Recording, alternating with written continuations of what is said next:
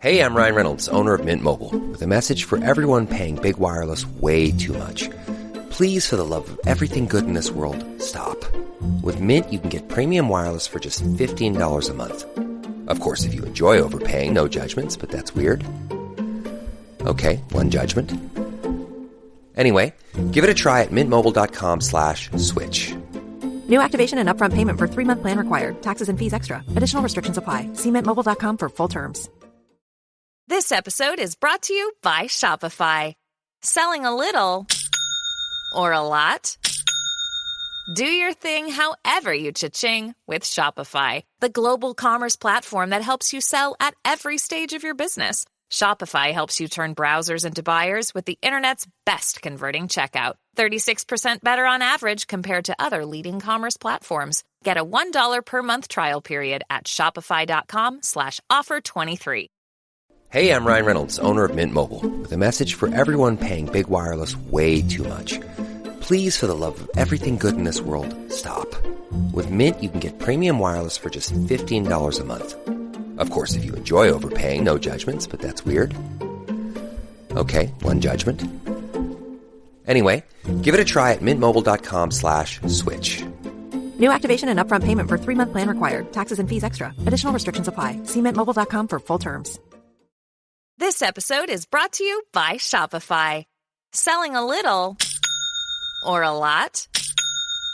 Do your thing however you cha-ching with Shopify, the global commerce platform that helps you sell at every stage of your business. Shopify helps you turn browsers into buyers with the internet's best converting checkout. 36% better on average compared to other leading commerce platforms. Get a $1 per month trial period at shopify.com/offer23.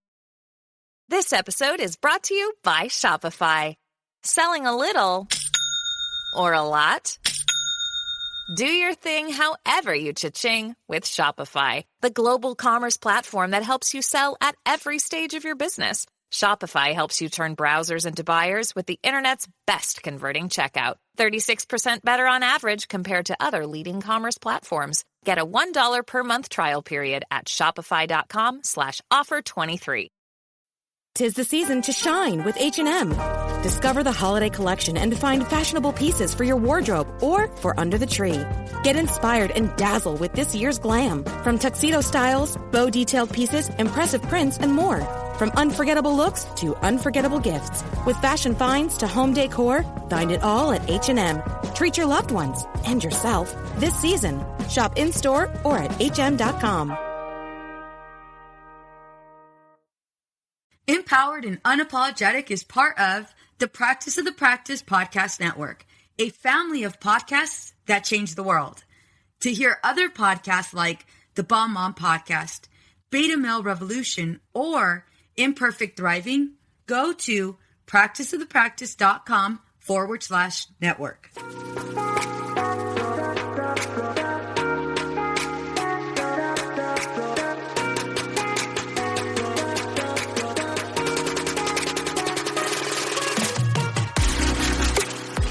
Have you ever thought, how did I manage to lose myself?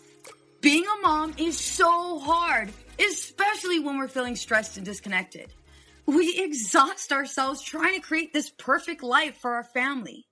You deserve to enjoy your marriage and your kids without the stress perfectionism brings. I am going to teach you how to identify who you are outside of all of the roles you play.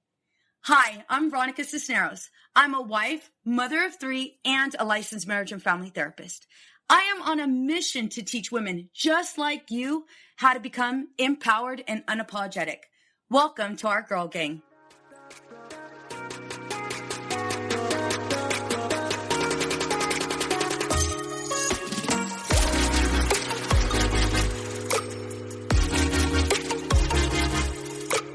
Hey ladies, welcome to Empowered and Unapologetic. I'm your host, Veronica Cisneros. Today's guest is a licensed clinical psychologist and the clinical director for a large community mental health center in Cheyenne, Wyoming. She has intensive professional experience in the treatment of eating disorders in a variety of levels of care. Although her current role is primarily administrative, she provides continuing education courses and consultation around the treatment of eating disorders to mental health professionals across the country. So please help me by welcoming Dr. Aimee Foster. Hey, girl. Hey. So I have to say, I'm totally inspired by your ability to connect so easily with your patients. And Dr. Foster and I worked together at a partial hospitalization program, and her and I became instant friends. She was so easy to talk to, and obviously, I loved her contagious smile. And so in today's episode, I would love for you to educate us on what we can do as parents to assist our children who may be battling an eating disorder. I think as parents, we tend to be a bit extreme.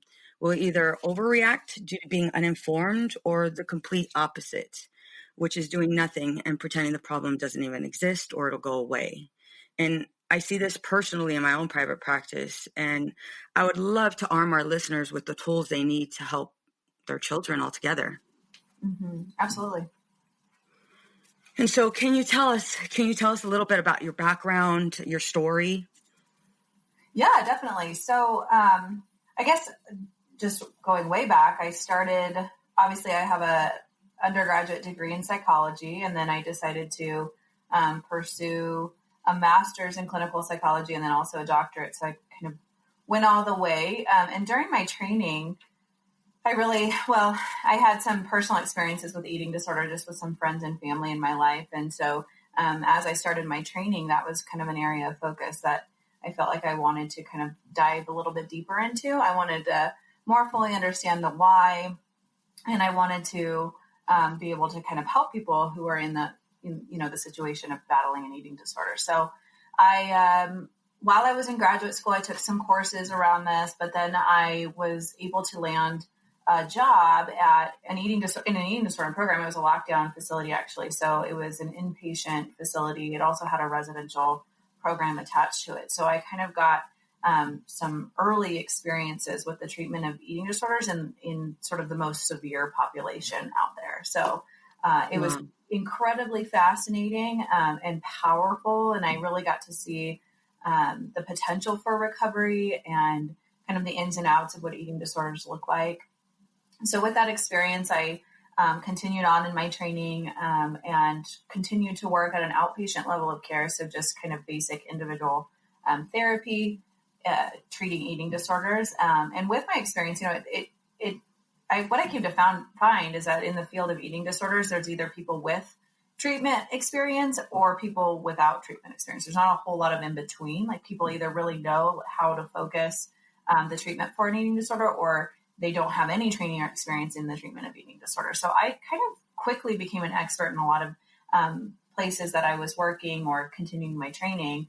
I went on then to pursue a postdoctoral education in eating disorders and oversaw a partial hospitalization and intensive outpatient treatment program in a large hospital system for the treatment of eating disorders. So I received training there, again, a high level of care. These are people, both adolescents and adults, who could come to treatment Monday through Friday and receive programming and services, meet with a dietitian, meet with a psychiatrist, a medical professional, and then they would go home, say in the evenings or weekends. Yeah. So I did that for a number of years.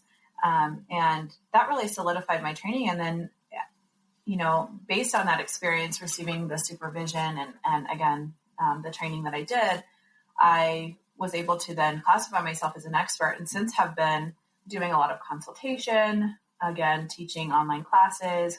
I do CEUs or continuing education courses for mental health professionals who are trying to figure out the best course of treatment for eating disorders. Obviously, they pop up in a lot of places. And again, we kind of have people who are very familiar with the treatment models or people who have no experience. And so there's not a whole lot of gray area. So I found that consultation piece has been really helpful. Absolutely. Absolutely. And I appreciate that you said that. You either know or you don't know. Yeah. And I've ran into a couple clients who, have been with therapists who never, ever addressed the eating disorder at all. Mm-hmm. And so, the client went so long, and their eating disorder, the symptoms got even more and more severe. And it was like, girl, wait a minute. No, we actually have to go to an expert. We have to go to one step higher. Definitely. And I think that, part of the dilemma too, is that we have such a diet culture. Yes. And so then people, if you're not aware, if you don't know how to ask the right questions, or you don't know what questions to ask, or you don't know how to tell when it's kind of crossed that line, or if there's, this belief that maybe an eating disorder is just a diet gone wrong, or some of those things kind of lead to almost encouragement. We tend to say, oh, you've lost weight, like you look great, or we don't worry about the fact that you've lost your appetite. Maybe we assume that's a symptom of depression, or, so we kind of almost encourage eating disorder behavior in a way that we're not even familiar with. And I think that's kind of across our culture in general. Yes. I'm so glad you said that. I'm so glad you said that, because we don't know. And if you're, went from, a 10 to now a size 2, it's like, dude, good for you. You're looking great, and you're met with all of this positive feedback versus, okay, wait a minute, you did that in like 2 weeks, or you did that in like less than a month. Like, what's going on? So can you share with us, what are the signs? Like, how do I know if my child has an eating disorder, especially our teens? Like, what am I looking for?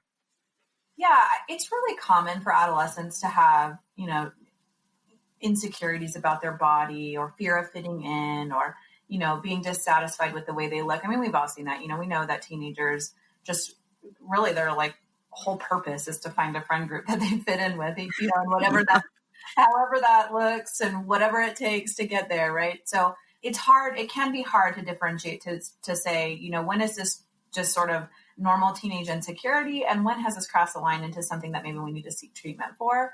I think that any type of, I call it rumination, but like obsessive thinking, like when you find that a teenager can't get their mind off of body image, right? It's causing like serious emotional distress. You're seeing them kind of isolating and crying. And, I've seen teenagers do things like beg their parents for diet pills, and, what I want for my birthday is like Weight Watchers shakes and things like that. Also, something to look for is body checking. Like teenagers do this a lot. They walk by a mirror, they check themselves out. They're constantly looking in the mirror, wondering, making sure they look okay. Making sure that everybody thinks they look good. But you also want to monitor, does that seem excessive? Has it crossed from like normal teenage, want to make sure that my friends think I'm cool, to I'm obsessing about this. So I think the really big thing is like I said, kind of crossing over to that rumination or obsessive thinking about these things. And then also monitoring appetite or exercise. Those are two really common things. And a lot of times teenagers will say, I'm just not hungry, right? Or that doesn't sound good, or I'd prefer this. I'm a picky eater. Or right now we have this kind of thing or movement around orthorexia, which is an obsession with healthy eating, right? So that transpires into kind of a fear of anything that might, the teenager might enjoy, right? I can't go to this birthday party because I can't be around those cupcakes, because what if I eat one, right? And so you're seeing that kind of social isolation that's not typical for teenage development. So I think those are really big things to look for. And then, like I said, exercise, obsessive or excessive exercise can be a form of eating disorder behavior. So if you are, working with somebody, or, you live with somebody who seems to be like running to compensate for what they ate, like, oh, I feel guilty for eating pizza, so I have to go to the gym for 4 hours. I would say that anything over sort of 1 hour a day of daily activity or exercise, intentional exercise, is maybe overboard for somebody who's in their teenage years. One thing that I found is, some moms will say, my 8-year-old, whenever we're in the pool, like, she'll extend her belly and say, I have a big belly, I'm fat. And they'll just kind of like rub on their belly, and, they're like, oh, well, this isn't a big deal. She's 8, or my daughter, is in junior high and she's not taking her lunch, or she's not eating it, or another thing with, I love that you said, this diet of being completely healthy. And so it's like, oh, my daughter's taking on a healthy habit, and we all of a sudden end up encouraging it. Right. Yeah. We don't pay attention to everything else that's going on because, again, we don't want to panic. However, there are times when we don't panic, or I shouldn't say when we don't panic, when we don't pay attention and something goes even further. Mm-hmm. A friend of mine is, her daughter, she went into being, stopped eating meat, stopped eating dairy.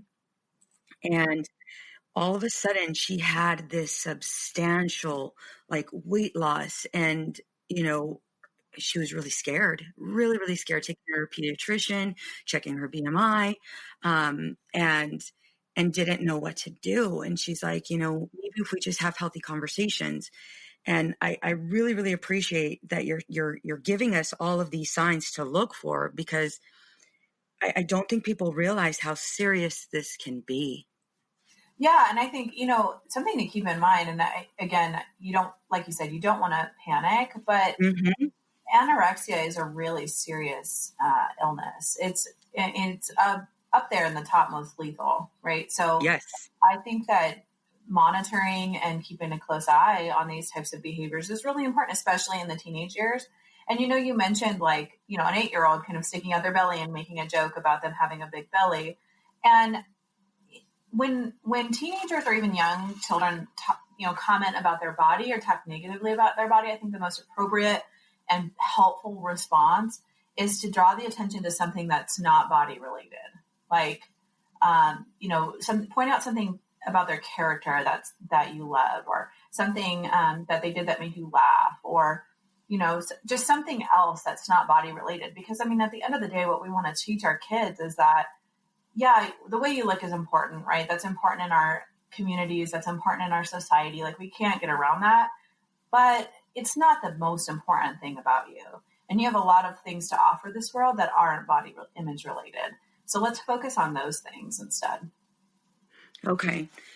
I can hear a mom saying, okay, well, wait a minute. Isn't that ignoring it? Isn't that, avoiding the conversation, or, you know what I mean? I can totally hear somebody say that.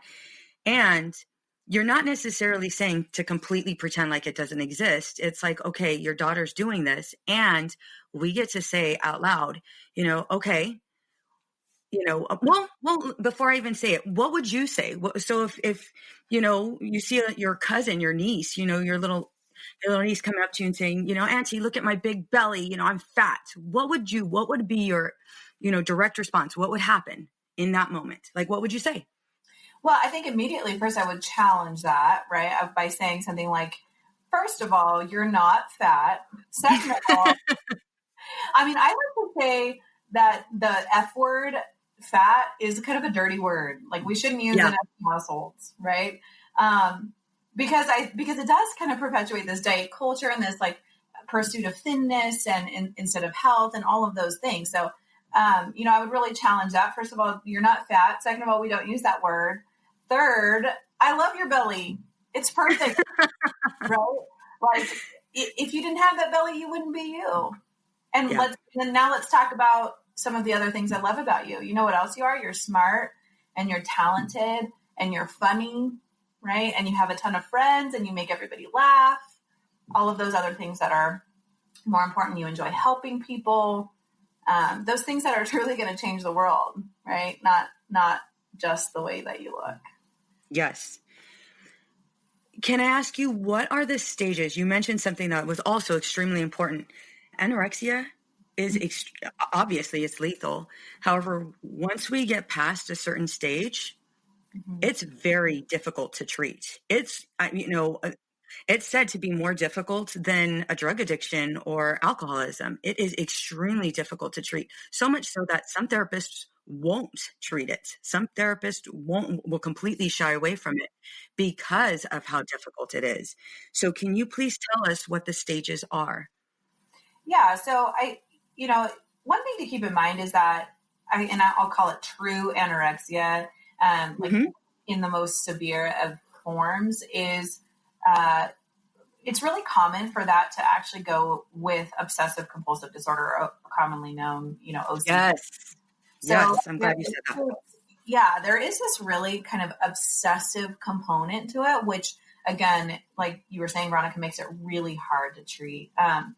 And so oftentimes the way that eating disorders kind of start is with the initial, food restriction of unhealthy things, right? And then that kind of can transpire into more food restriction, calorie counting, trying to stay under a certain amount of calories, compensating with other behaviors like exercise to, reduce the overall calorie intake. And then the more restrictive it becomes, think about how food really is a nourishment for the brain and body. So if you're starving yourself, if you're hungry, then your brain's not firing appropriately either. So then that kind of leads to further obsession and lack of logical thinking, right? And then, of course, we run into high risk when the weight substantially drops, right? When somebody's underweight, that's becomes the highest risk. So, we use the BMI chart still, even though it's pretty outdated. We can use that as an indicator to know when somebody is underweight. And then the heart, that's when the heart comes under pressure, when somebody is too thin for their frame and not continuing to nourish their body. Then the heart conditions can begin to arise. And actually the most common form of death for somebody with anorexia is a heart attack. So it can be a slow progression and also can be a quick progression. Some things that people do to monitor their hunger or to mitigate hunger while restricting food are things like drinking lots of water, chewing gum, even eating things like celery that have little to no caloric value, but may provide some relief from stomach pain at some point. So people do a lot of things to try to alleviate the pain from hunger, but also, maintain a calorie restriction. And I think, again, it can progress pretty quickly, or it can be a progression over time, depending on the person. And if you think about it, hunger is a biological drive. Like it's something that we eat to survive, and so somebody's ability at that level to completely ignore or shut that off, that requires something different happening in the brain. And so when we get to that point, it's very unnatural. And that's, again, another reason why it becomes difficult to treat. And then obviously it can be lethal. Absolutely. Absolutely. And does this go as well for bulimia and other eating disorders? Does the same rule apply? Bulimia, I like to call kind of more of a silent killer. And I think, again, I don't want to freak people out, but it is really dangerous as well. It's not considered as lethal as anorexia.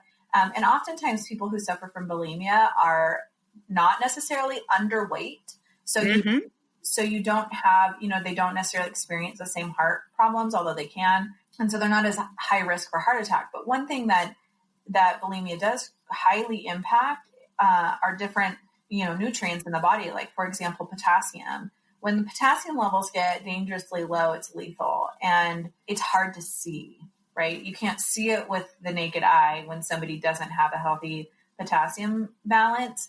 But when somebody's purging, they're ridding themselves of all these electrolytes. And then when those things get off whack, it can be really concerning. And I've seen people admitted to the emergency room who were walking, talking, looking perfectly fine, but because of their bulimia, were lacking in certain enzymes that put them in critical condition. So those are things to consider as well. Again, not considered as lethal based on numbers, but still very, very dangerous.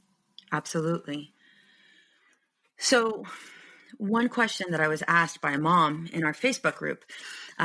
So ladies, we have a Facebook group, and in that group, I asked everybody to go ahead and give me some questions on what to ask, Dr. Foster. And one of the moms had asked, if a mom has had a history of an eating disorder, how do you prevent your daughter from having similar issues? with obesity in our country, I'm so worried this could happen to Rory because of my own food and body anxieties. Yeah. And we're going to go into more, the what to do next, but just, how would you answer her question? Yeah, I think that's a really common concern. And also, again, like I was saying before, all of those, body image issues are so pervasive. They're so out there, right, in our society. And I think we have kind of started the switch to kind of more body positivity. We have more body positive movements. I mean, that's still an ongoing struggle. And I will say, do we blame parents when a child develops an eating disorder? Absolutely not. But I will say that our children learn about their bodies based on how we express our thoughts and feelings about our bodies. So, amen. So that, I mean, there is a trickle down effect, right? So if I'm constantly saying, oh, I'm overweight, I need to lose weight, I'm fat, using that F word. Oh, I can't eat that. That'll make mommy fat.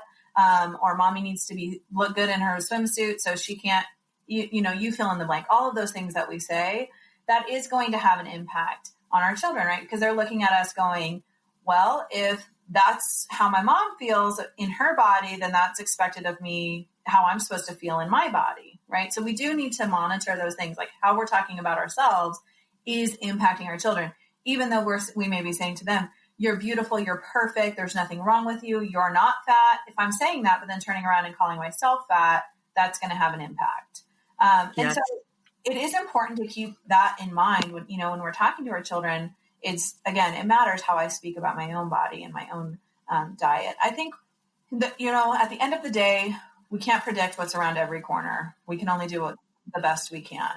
And so in addressing the question presented in the Facebook group, I think what's most important is that at this point, you're focusing on health and well-being in all of your conversations, right? So if you're cooking dinner and you're choosing to leave out a certain ingredient, it's not because you don't want it to make you fat or you want to manipulate the way that you look. It's because this is not good for our bodies. And this is why we want to choose foods that energize us and keep us healthy and motivated and active, right?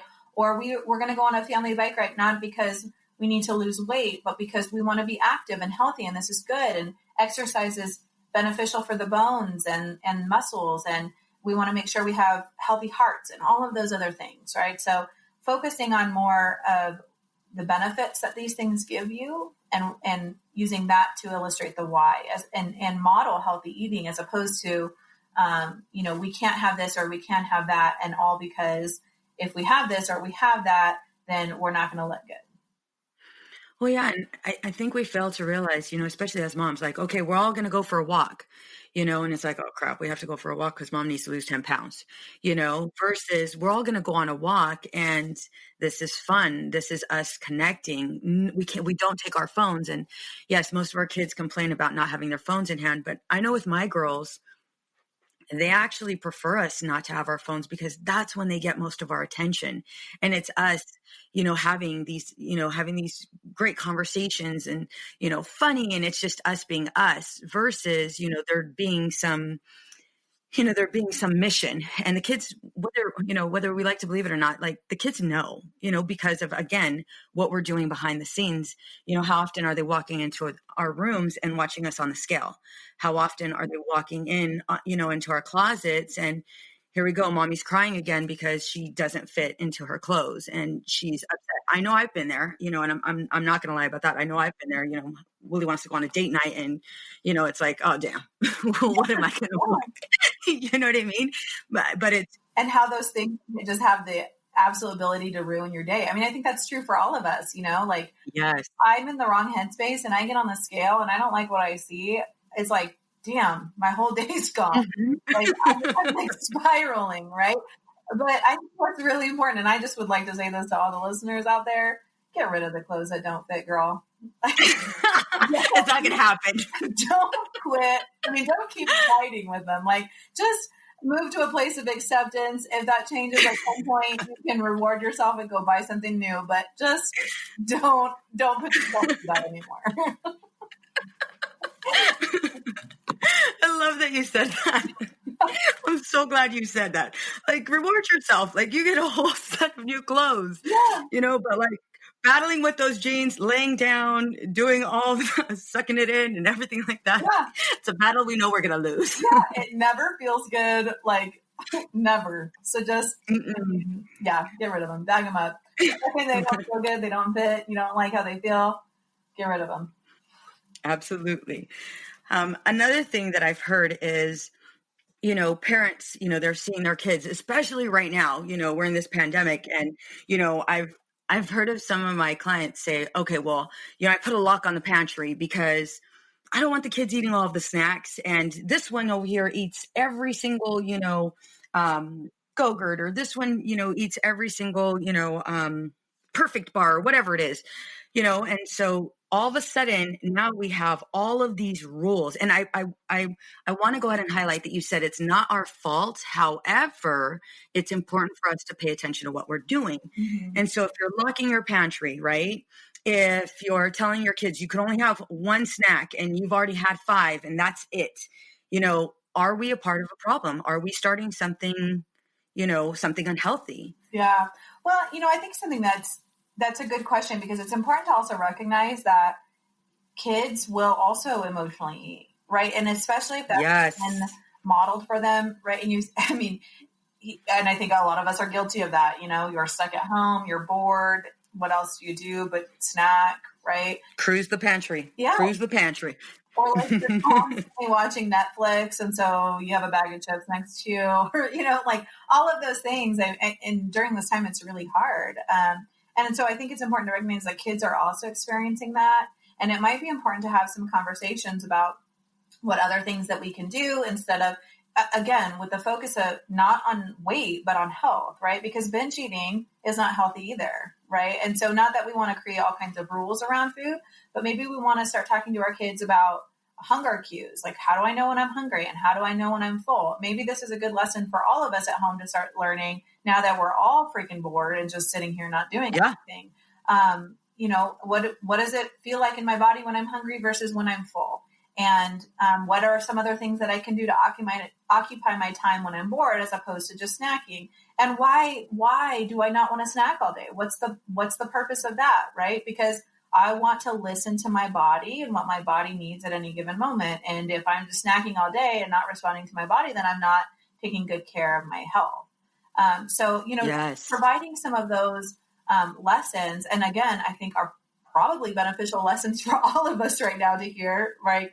Again, checking in with myself when I'm hungry versus when I'm full. And something that I kind of do, and I guess this is a good time to throw that out there. There's a book out there. It's called Intuitive Eating that I would highly recommend, because it really does highlight that, how do we listen to our bodies? How do we give our bodies what we want? How do we know when we're hungry and when we're full, when to start, when to stop? All of those types of things. And again, just kind of feeding our bodies what it's asking for, because there's this idea that we have kind of a natural place where we'll land if we just eat intuitively versus restricting or cutting out different things. And so I think that can be really helpful, and a really good lesson to start teaching families, especially during this time, is how do we eat intuitively? Let's check in. How hungry are you right now? Like on a scale from 0 to 10, 0 being like, I'm not hungry at all, I'm just bored. And 10 being, I'm uncomfortable or I'm starving. I have these, hunger pangs in my stomach. How hungry are you? And let's kind of monitor that before we just snack all day. And let's do it together. And why? Because it's good for us physically, right? Yes. Yes. I think another thing, that you hit on is, in so many ways, we're communicating and teaching our children how to respect their bodies. Mm-hmm. Right. Exactly. Versus like totally, taking advantage of them or like mistreating it. Mm-hmm. Like we're teaching our children how to go ahead and respect and love our bodies. And, one question I also want to ask that just kind of came up is, you mentioned making sure that you, when you're cooking, when you leave certain ingredients out, if your child asks why, and communicating to them that, this is what eating healthy looks like. Right. What about moms who are eating the salad and the kids are eating the pizza, and you hear, oh, mom can't eat that. And I love that you said that mom can't eat that because she's trying to lose weight. Mm-hmm. Like, what happens with that? Because I think in so many ways, it's like, well, mom, it serves as a form of punishment. Mm-hmm. It serves as mom's being punished because she didn't know how to get her crap together. And, you know, she has to lose those 10 pounds, right? You know, what would you say to the moms that are like only eating salads or only drinking protein shakes, and they're eating completely different, like a completely different meal than their families? That's hard because I don't think it's what a lot of moms want to hear, because that's why I'm asking. Yeah, we tend to be super hyper focused on, you know, I have to get this way. And, you know, so I think this might be an unpopular opinion, but I don't think that's benefiting your children. Yeah. When you're modeling something completely different than they're doing. I think, again, going back to intuitive eating, what's most helpful is being able to say, I can have some and I'll be okay. Right. Like, I can have a piece of pizza if it's Friday night and we're having a family movie night and we're all eating pizza. I can enjoy that with you guys. I can step outside of my comfort zone. I heard her say at one point, while her teenager was in eating disorder treatment, she said, if I have to eat a stick of butter a day to make sure that you are healthy and survive because you're modeling me, if I have to gain weight to make sure you're okay, I will do it every single day. Yeah. And that really struck a chord with me, because I mean, I think ultimately, obviously we don't want to get to that point, but what she was communicating there was it ain't about me anymore. Like, I'm going to have to make some changes. I have modeled for so long that it's okay to restrict your food intake, that diet is everything, that weight loss is what makes our world go round, that being thin is the ultimate goal. And, you know, kind of having this epiphany that is not the goal. And that's not what I want the goal to be for my daughter. And now we're in this boat where she's in eating disorder treatment, and I have to model something different if I want her to get healthy. And again, if that means that I have to gain 50 pounds to make it so, I will gain 50 pounds. And not saying that. Bring the butter. Yeah. Not saying that that's, you know, that's where we want to be. But ultimately, I mean, we have to think about it that way. You know, what are we modeling for our children? And are we modeling that, you know, we can eat intuitively, we can have some and not all, we can have a cookie and not the whole box, we can have pizza night sometimes, we can, you know, is there balance in our lifestyle? That's what we want to model, right? We don't want to model those extremes. And so when you're, again, only eating the salad, only eating the protein shake, not showing any variation or flexibility in your nutrition, that's going to trickle down. Like, the kids are going to pick up on that. And it, you know, again, sort of internalize this belief system that, like you said, you have to punish yourself to meet your goals, and food restriction and thinness are important, and whatever it takes, you have to get there, and all of those other things that come with that. Yeah.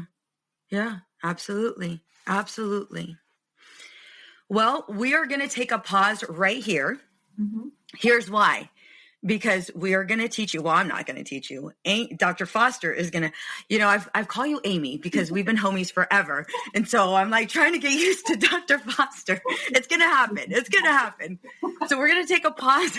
We're going to take a pause right now because we're going to take it even further. So Dr. Foster has taught us, not only are we not to blame, we are also capable of picking up the signs, right? And we also understand the severity of an eating disorder and what to do, right? Well, not necessarily 100% what to do. And that's where we're going to go next. Mm-hmm. Awesome. In the next episode, we're going to go ahead and learn how to talk to our children if they do have an eating disorder, and the do's and don'ts. Dr. Foster is also going to teach us what we can do now to go ahead and move forward to get the help and treatment we need, or to go ahead and change up things in our household. So totally excited. Can't wait. That'll be in the next episode.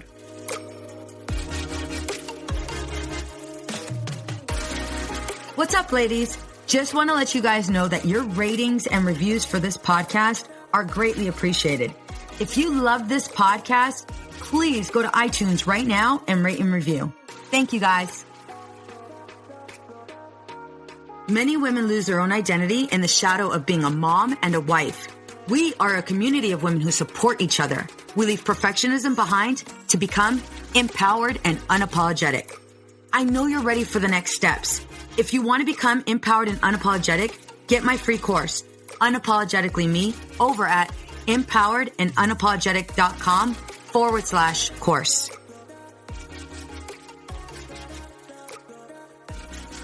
This podcast is designed to provide accurate and authoritative information in regards to the subject matter covered. This is given with the understanding that neither the host, practice of the practice, or the guest are providing legal, mental health, or other professional information. If you need a professional, you should find one. It's easy to blame ourselves for our struggles with alcohol. We see people around us being able to control their drinking without any consequences, yet no matter what we try, we can't seem to figure it out for ourselves. My name is Jillian Teets, and I am the host of the Sober Powered podcast, where I use my biochemistry background to explain the latest research in addiction and help you understand both why you drink the way you do and how to develop the skills and mindset you need to find freedom from alcohol. I discuss topics like why we think about our drinking 24/7, why we have no off switch, and why we crave alcohol. If you're struggling with your drinking or you know someone who is, then I hope that you will check out the Sober Powered podcast. New episodes every Friday. See you there. Addiction impacts all of us. Addiction's consequences run through all of us. From ourselves to our loved ones and through our communities, addiction creates so much loss and grief. My name is Dwayne Osterlin, and I'm the host of the Addicted Mind podcast, a show featuring personal stories, expert guests, and vital information about addiction and addiction recovery. We'll talk with leading treatment providers to discuss the latest research and treatment options for this devastating disease and advocate for mental health awareness. We discuss topics like the importance of creating a community of support, to helping loved ones, to some of the latest research on psychedelic medicines. The Addicted Mind podcast has been about creating hope, listening to stories of many amazing people that have overcome addiction and are thriving. If you or a loved one is struggling with addiction, subscribe to the Addicted Mind podcast wherever you get your podcasts, or check out theaddictedmind.com. New episodes every Monday. See you there. Addiction impacts all of us. Addiction's consequences run through all of us. From ourselves to our loved ones and through our communities, addiction creates so much loss and grief. My name is Dwayne Osterlin, and I'm the host of the Addicted Mind podcast, a show featuring personal stories, expert guests, and vital information about addiction and addiction recovery.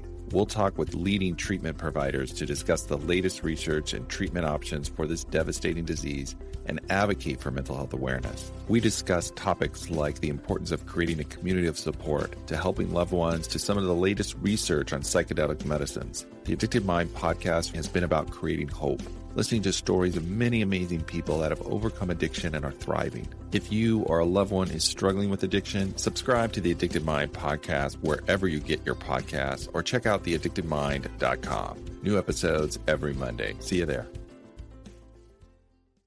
It's easy to blame ourselves for our struggles with alcohol. We see people around us being able to control their drinking without any consequences, yet no matter what we try, we can't seem to figure it out for ourselves. My name is Jillian Teets, and I am the host of the Sober Powered podcast, where I use my biochemistry background to explain the latest research in addiction and help you understand both why you drink the way you do and how to develop the skills and mindset you need to find freedom from alcohol. I discuss topics like why we think about our drinking 24/7, why we have no off switch, and why we crave alcohol. If you're struggling with your drinking or you know someone who is, then I hope that you will check out the Sober Powered podcast. New episodes every Friday. See you there. It's easy to blame ourselves for our struggles with alcohol. We see people around us being able to control their drinking without any consequences, yet no matter what we try, we can't seem to figure it out for ourselves. My name is Jillian Teets, and I am the host of the Sober Powered podcast, where I use my biochemistry background to explain the latest research in addiction and help you understand both why you drink the way you do and how to develop the skills and mindset you need to find freedom from alcohol. I discuss topics like why we think about our drinking drinking 24/7, why we have no off switch, and why we crave alcohol. If you're struggling with your drinking or you know someone who is, then I hope that you will check out the Sober Powered podcast. New episodes every Friday. See you there. Hey there. This is Casey McGuire Davidson, host of the Hello Someday podcast. I'm an ex-red wine girl turned life coach who helps busy women change their relationship with alcohol. I spent 20 years climbing the corporate ladder while drinking a bottle of wine a night to unwind. In the Hello Someday podcast, my goal is to teach you the tried and true secrets of creating and living a life you don't want to escape from. Each week, I'll bring you tools, lessons, and conversations to help you drink less and live more. I'll teach you how to navigate our drinking-obsessed culture without a buzz and how to turn the decision to stop drinking from your worst-case scenario to the best decision of your life. You can find new episodes of the Hello Someday podcast every Thursday, wherever you listen, and I hope you check it out. It's easy to blame ourselves for our struggles with alcohol. We see people around us being able to control their drinking without any consequences, yet no matter what we try, we can't seem to figure it out for ourselves. My name is Jillian Teets, and I am the host of the Sober Powered podcast, where I use my biochemistry background to explain the latest research in addiction and help you understand both why you drink the way you do and how to develop the skills and mindset you need to find freedom from alcohol. I discuss topics like why we think about our drinking 24/7, why we have no off switch, and why we crave alcohol. If you're struggling with your drinking or you know someone who is, then I hope that you will check out the Sober Powered podcast. New episodes every Friday. See you there. Addiction impacts all of us. Addiction's consequences run through all of us. From ourselves to our loved ones and through our communities, addiction creates so much loss and grief. My name is Dwayne Osterlin, and I'm the host of the Addicted Mind podcast, a show featuring personal stories, expert guests, and vital information about addiction and addiction recovery. We'll talk with leading treatment providers to discuss the latest research and treatment options for this devastating disease and advocate for mental health awareness. We discuss topics like the importance of creating a community of support to helping loved ones to some of the latest research on psychedelic medicines. The Addicted Mind podcast has been about creating hope, listening to stories of many amazing people that have overcome addiction and are thriving. If you or a loved one is struggling with addiction, subscribe to the Addicted Mind podcast wherever you get your podcasts or check out theaddictedmind.com. New episodes every Monday. See you there.